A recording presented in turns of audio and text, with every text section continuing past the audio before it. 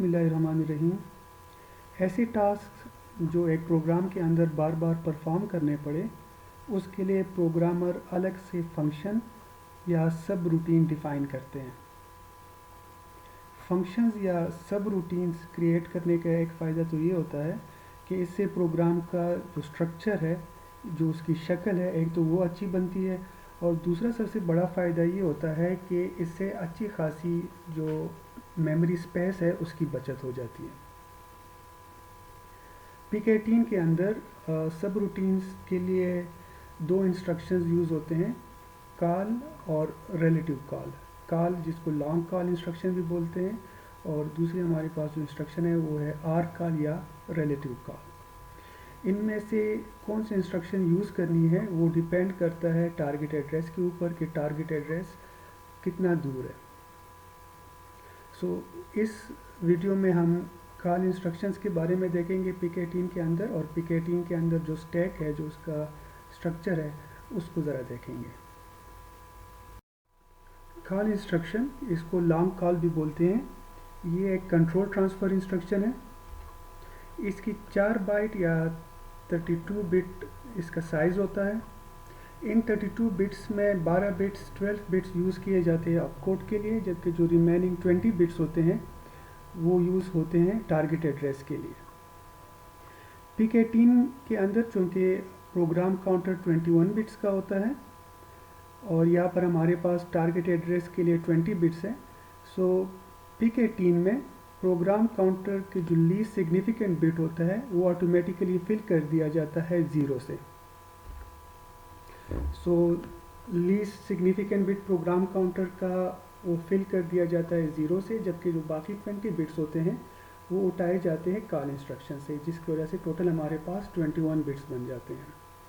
इसके दो फ़ायदे होते हैं। एक फ़ायदा तो ये है कि 21 बिट से हम पिक18 की जो मैक्सिमम मेमोरी स्पेस है, जो कि 2 मेगा है, उस सारे के सारे 2 मेगा को कवर कर सकते हैं।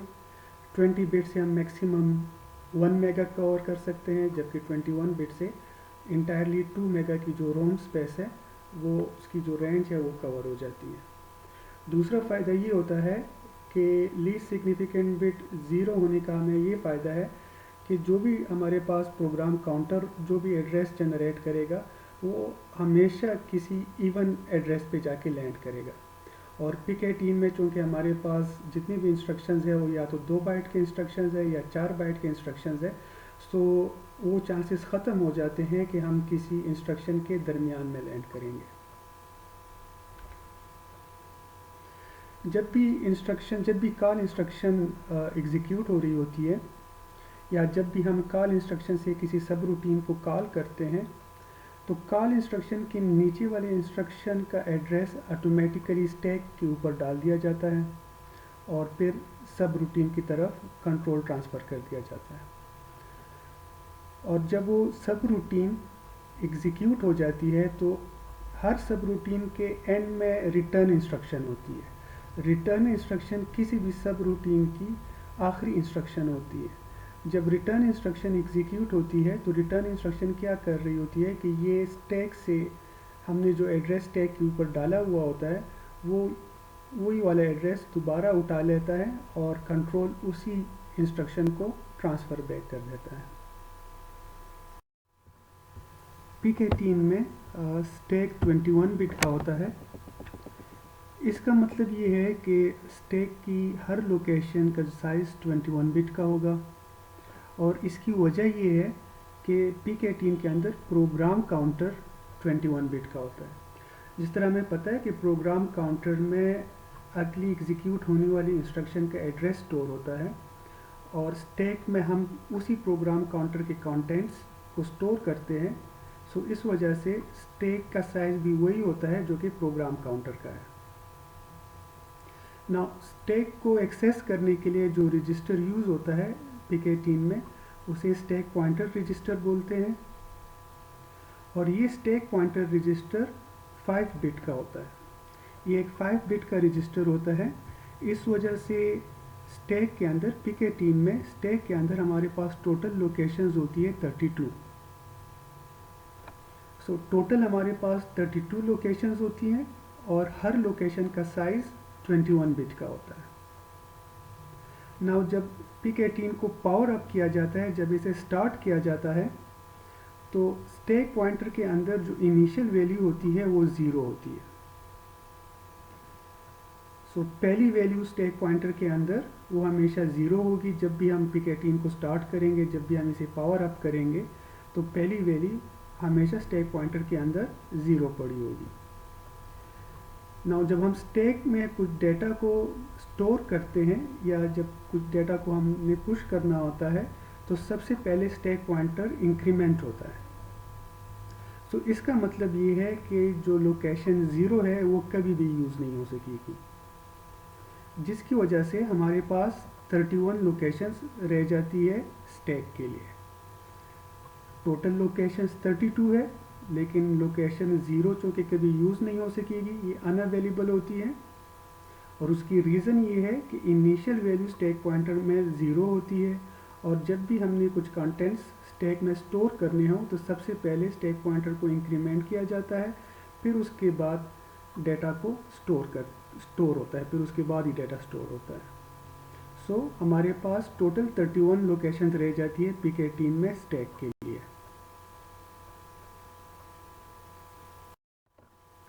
स्टैक एक ऐसा डेटा स्ट्रक्चर है जो फर्स्ट इन लास्ट आउट या last in first out basis पे ऑपरेट करता है। जब हमने स्टैक में कुछ डेटा स्टोर करना हो तो उसे पुश कहते हैं, और अगर इसी स्टैक से कुछ डेटा रिट्रीव करना हो, कुछ डेटा उठाना हो, तो उसे पॉप कहा जाता है।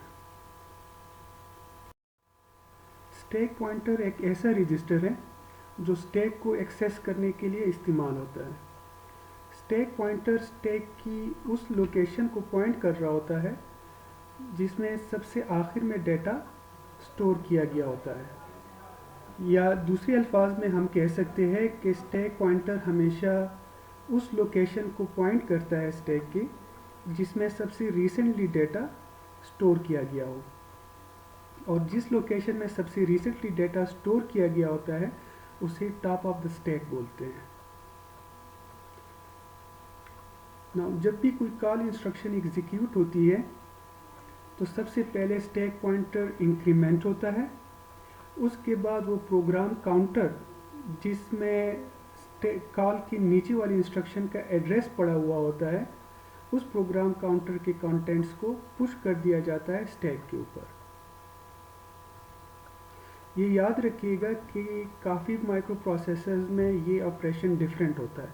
लाइक अगर हम 8086 माइक्रो प्रोसेसर्स की बात करते हैं, नाउ चूँकि 8086 में हमारे पास अपसाइड डाउन स्टैक होती है, तो उसमें स्टैक पॉइंटर इंक्रीमेंट होने की बजाय पहले डिक्रीमेंट किया जाता है और फिर प्रोग्राम काउंटर के कंटेंट्स को स्टैक के ऊपर पुश किया जाता है। जबकि पिक 18 में स्टैक पॉइंटर को सबसे पहले इंक्रीमेंट किया जाता है, सबसे पहले इसे +1 किया जाता है, और फिर उसके बाद प्रोग्राम काउंटर के अंदर जो स्टोर होता है, प्रोग्राम काउंटर के जो कंटेंट्स होते हैं, उन कंटेंट्स को पुश किया जाता है स्टैक के ऊपर। हर सब रूटीन के एंड में रिटर्न इंस्ट्रक्शन होती है, और ये रिटर्न इंस्ट्रक्शन जब एग्जीक्यूट होती है तो ये टॉप ऑफ द स्टैक के कंटेंट्स को उठा के प्रोग्राम काउंटर रजिस्टर में कॉपी कर देती है, और फिर उसके बाद स्टैक पॉइंटर को डिक्रीमेंट कर देती है। एक एग्जांपल के ज़रिए स्टैक ऑपरेशन को समझने की कोशिश करते हैं। Toggle all the bits of the SFR register of port B by sending to it the values 55H and AAH continuously. Put a time delay in between each issuing of data to port B. Analyze the stack for the call instruction. हमें कहा गया है कि हमने एक ऐसा programme बनाना है जो पोर्ट बी, जो कि एक स्पेशल फंक्शन रजिस्टर है, वो पोर्ट बी के बिट्स को कंटिन्यूसली टॉगल करता रहे। टॉगल कैसे करेगा, उसके लिए प्रोग्राम में हमें बताया गया है कि सबसे पहले हमने पोर्ट बी में 55H की वैल्यू कॉपी करनी है, फिर कुछ डिले के बाद AAH की वैल्यू कॉपी करनी है, फिर कुछ डिले के बाद 55H, फिर डिले आएगा, फिर AAH, और ये चलता रहेगा। और इसके ज़रिए हम स्टैक को एनालाइज करेंगे कि स्टैक का जो ऑपरेशन है वो कैसे होता है। सो अगर हम इस प्रोग्राम को देखें, ओके, सबसे पहले हम क्या करते हैं कि हम किसी रोम लोकेशन को इक्वेट कर लेते हैं। उसको लेट सपोज हमने बोल दिया है माई रजिस्टर। इस लोकेशन में हम डिले के लिए जो काउंटर क्रिएट करेंगे वो उसकी काउंट की वैल्यू इसमें स्टोर करेंगे। फिर हम पोर्ट बी में 55H की वैल्यू डाल देते हैं। सबसे पहले हम लिखते हैं मूव LW 0 क्रॉस 55, पहले वर्किंग रजिस्टर में लिटरल इमीडिएट वैल्यू 55 को कॉपी करते हैं और फिर उस इमीडिएट वैल्यू को वर्किंग रजिस्टर से हम पोर्ट बी में कॉपी कर लेते हैं। फिर हम एक डिले सब रूटीन कॉल करते हैं। यहाँ पर जो कॉल इंस्ट्रक्शन है, ये कॉल इंस्ट्रक्शन क्या करेगी कि ये इस नीचे दिया गया ये जो एक फंक्शन है, एक सब रूटीन है डिले का, ये कंट्रोल ट्रांसफ़र कर देगी यहाँ से यहाँ पर।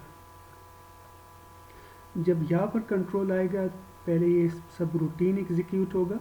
इस सब रूटीन में क्या किया गया है कि सबसे पहले हम जो रजिस्टर हमने इक्वेट किया था उसमें हम काउंट की वैल्यू डाल देते हैं। इस केस में हमने उसमें 255 या एग्जाम में बात करें तो 0 क्रॉस डबल एफ हम इसमें मूव कर देते हैं। पहले वर्किंग रजिस्टर में डाल दिए वो काउंट की वैल्यू और फिर वर्किंग रजिस्टर से रोम लोकेशन जिसको हमने माई रेज का नाम दिया हुआ है उसमें वो काउंट की वैल्यू कॉपी कर देते हैं।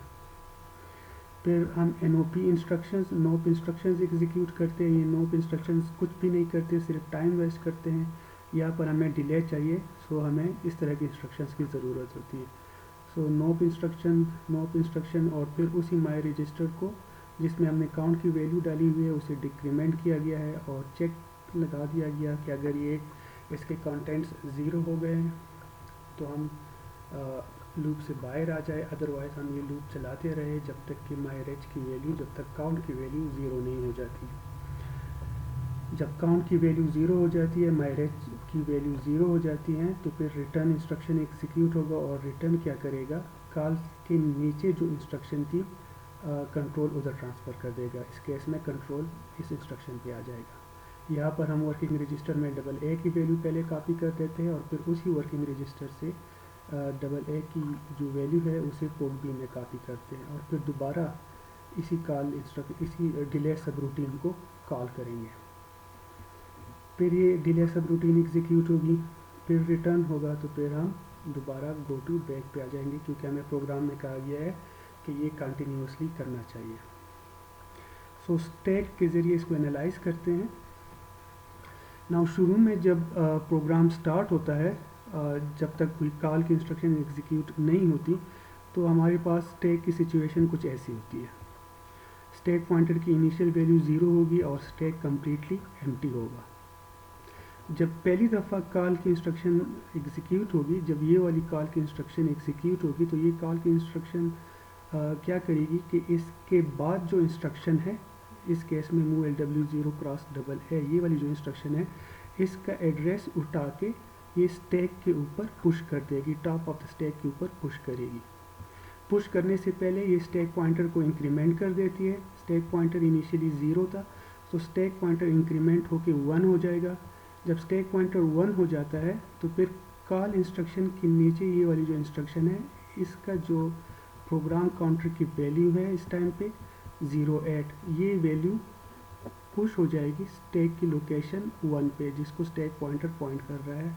मतलब इस केस में ये हमारे पास टॉप ऑफ द स्टैक है। ये पुश करने के बाद कंट्रोल ट्रांसफ़र हो जाएगा डिले सब रूटीन पे। ये डिले सब रूटीन एग्जीक्यूट होगी। इसके एंड में जब रिटर्न इंस्ट्रक्शन एग्जीक्यूट होती है, तो ये रिटर्न इंस्ट्रक्शन सबसे पहले क्या करेगी कि इस टॉप ऑफ द स्टैक से डेटा उठा के, ये वाला डेटा उठा के 08 का डेटा उठा के इसे कॉपी कर देगी ये प्रोग्राम काउंटर में और फिर उसके बाद स्टैक पॉइंटर को डिक्रीमेंट कर देगी। सो 08 कॉपी हो जाएगा प्रोग्राम काउंटर में और स्टैक पॉइंटर 0 हो जाएगा। जब प्रोग्राम काउंटर में ये वाली वैल्यू कॉपी हो जाएगी तो अगेन कंट्रोल ट्रांसफ़र हो जाएगा इसी लोकेशन पे 08 पे, मतलब move LW 0 cross double A वाली इंस्ट्रक्शन एग्जीक्यूट होगी। फिर मूव WF पोर्ट बी की इंस्ट्रक्शन एग्जीक्यूट होगी। इसके बाद दोबारा एक और कॉल की इंस्ट्रक्शन है। नाउ जब ये कॉल की इंस्ट्रक्शन एग्जीक्यूट होगी तो ये अपने नीचे, इसके नीचे जो इंस्ट्रक्शन है उसका एड्रेस, जो इस केस में है 010, ये पुश करेगी स्टैक के ऊपर, लेकिन सबसे पहले स्टैक पॉइंटर को इंक्रीमेंट करेगी। जिस तरह इस केस में किया गया है, स्टैक पॉइंटर पहले 0 था, स्टैक पॉइंटर को पहले इंक्रीमेंट कर दिया गया, स्टैक पॉइंटर 1 हो गया। 1 होने के बाद कि जो गो टू का एड्रेस है, जो प्रोग्राम काउंटर की वैल्यू है इस टाइम पे जब कॉल इंस्ट्रक्शन एग्जीक्यूट हो रही होगी, ये वाला जो एड्रेस है, ये जो लोकेशन है, ये पुश हो जाएगा टॉप ऑफ द स्टैक के ऊपर। सो लोकेशन नंबर 1 में ये एड्रेस आ जाएगा। फिर उसके बाद कंट्रोल ट्रांसफ़र कर दिया जाएगा डिले सब रूटीन पर। पूरी डिले सब रूटीन एग्जीक्यूट होगी और जब आखिर में रिटर्न इंस्ट्रक्शन एग्जीक्यूट होगी तो ये टॉप ऑफ द स्टैक से ये वाला डाटा उठा के प्रोग्राम काउंटर में कॉपी कर देगा और स्टैक पॉइंटर को दोबारा डिक्रीमेंट कर देगा, और ये कंटिन्यूसली ऐसा चलता रहेगा। एक और एग्जांपल देखते हैं। Write a program to count up from 00 to FF and send the count to SFR of port B। हमें कहा गया है कि एक ऐसा प्रोग्राम बनाएं जो 00 से लेकर 255 तक काउंटिंग करे, और इस काउंट की वैल्यू हमने सेंड करनी है special function register port B को। Use one call subroutine for sending the data to port B and another one for time delay. Last program में, लास्ट एग्जांपल में हमने देखा था कि उसमें हम एक ही सब रूटीन यूज़ कर रहे थे टाइम डिले के लिए। यहाँ पर इस प्रोग्राम में हमें कहा गया है कि एक अलग से एक सब रूटीन बनाएं जो पोर्ट बी को डेटा सेंड करने के लिए इस्तेमाल हो, और एक दूसरा सब रूटीन बनाएं जो टाइम डिले के लिए इस्तेमाल हो। सो इस केस में, इस प्रोग्राम में हमने दो डिफरेंट सब रूटीन्स क्रिएट करने हैं। Put a time delay in between each issuing of data to port B. So इस प्रोग्राम को देखते हैं कि इसका स्टैक के ज़रिए इस प्रोग्राम को देखते हैं कि स्टैक का ऑपरेशन कैसे ऑपरेट करेगा।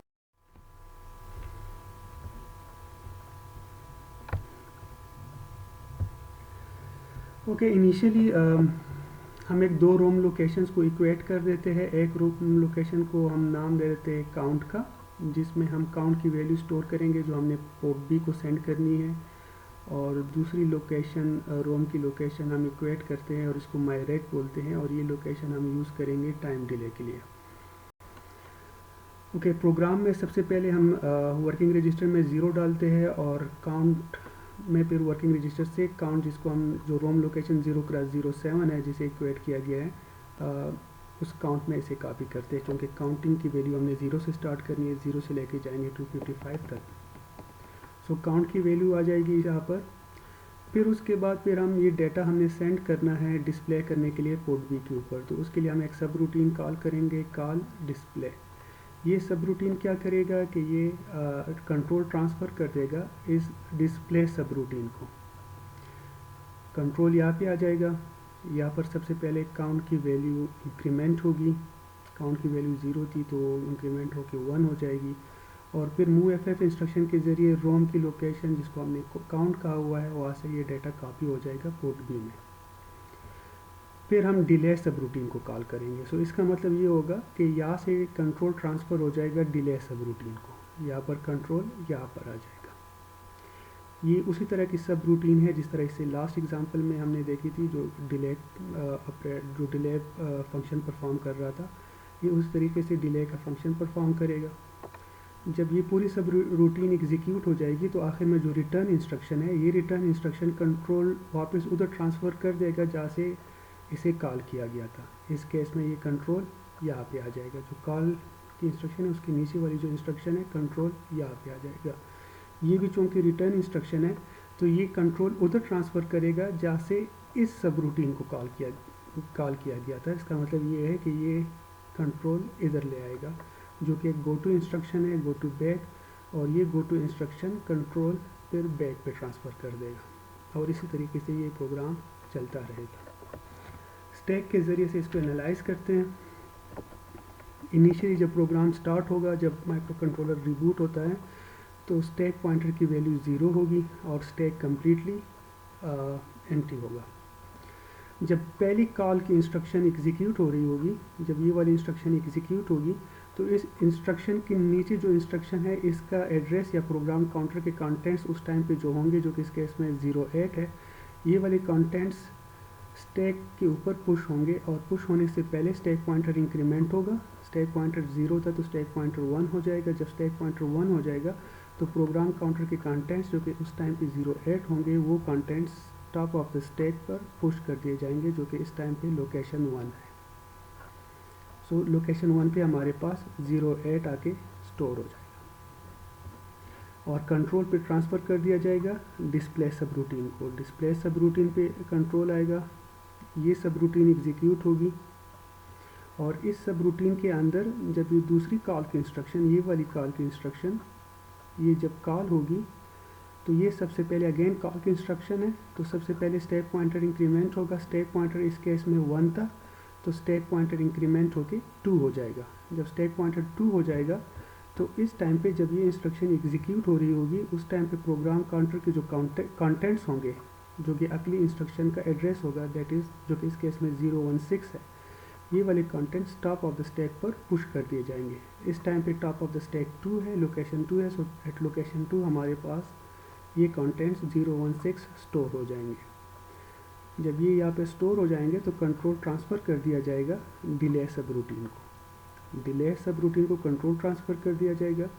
ये पूरी सब रूटीन जब एग्जीक्यूट होगी तो इस सब रूटीन के एंड में रिटर्न इंस्ट्रक्शन है। ये रिटर्न इंस्ट्रक्शन क्या करेगी कि ये टॉप ऑफ द स्टैक से डेटा उठाएगी और उसे प्रोग्राम काउंटर में सबसे पहले कॉपी करेगी और फिर स्टैक पॉइंटर को डिक्रीमेंट करेगी। यहाँ पर टॉप ऑफ द स्टैक पर हमारे पास वैल्यू है 016, सो ये 016 उठा के प्रोग्राम काउंटर में कॉपी कर देगी और स्टैक पॉइंटर को डिक्रीमेंट करके 1 कर देगी। स्टैक पॉइंटर पहले 2 था, अब वो हो जाएगा 1। Now top of the stack हमारे पास लोकेशन 1 है। प्रोग्राम काउंटर में क्या कॉपी हुआ? प्रोग्राम काउंटर में 016 कॉपी हुआ है, सो इसका मतलब ये है कि कंट्रोल ट्रांसफ़र हो जाएगा एट लोकेशन 016। कंट्रोल यहाँ पे आ जाएगा।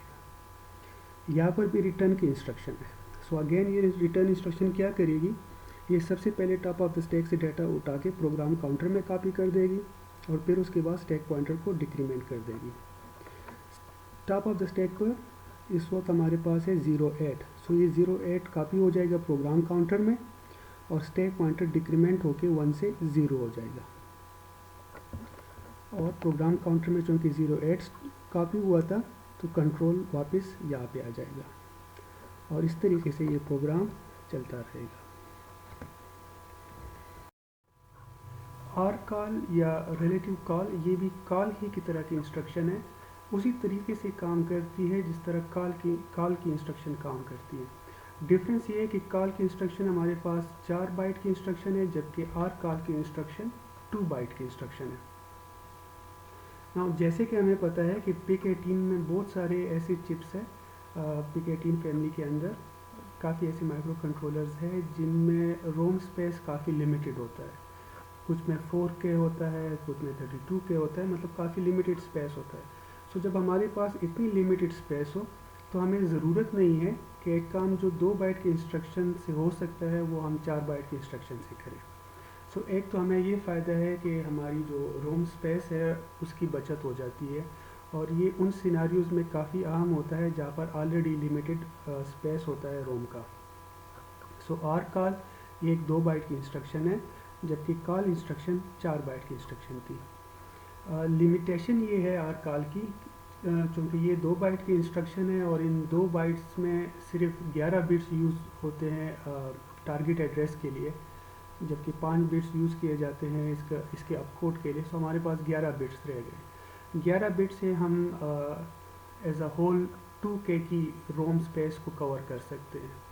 सो इसमें हमने ये ख्याल करना है कि हम हमारी जो कॉल है, जिस सब रूटीन को हम कॉल कर रहे हैं वो इसी 2K स्पेस के अंदर ही हो, क्योंकि इस 2K स्पेस के अंदर वो सब रूटीन होगा तो हम उसे कॉल कर सकेंगे आर कॉल के ज़रिए, अदरवाइज़ वो हम उसे एक्सेस नहीं कर सकेंगे आर कॉल इंस्ट्रक्शन के ज़रिए। बाकी इसके ऑपरेशन का प्रोसीजर और कॉल के ऑपरेशन का प्रोसीजर कम्प्लीटली सेम है।